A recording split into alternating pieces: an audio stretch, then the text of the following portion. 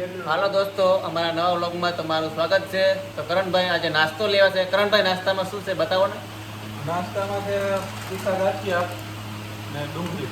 હા, આપણે પહેલાં તીખા ગાંઠિયાનું પેકેટ તોડશું, પછી એમાં ડુંગળી લેશું, ચાકુ લેશું, પછી ઝીણો ઝીણો સુધાર કરશું, પછી વાટકામાં નાખીને બંને મિક્સ કરી ને બની જાય ડુંગળીના ગાંઠિયા.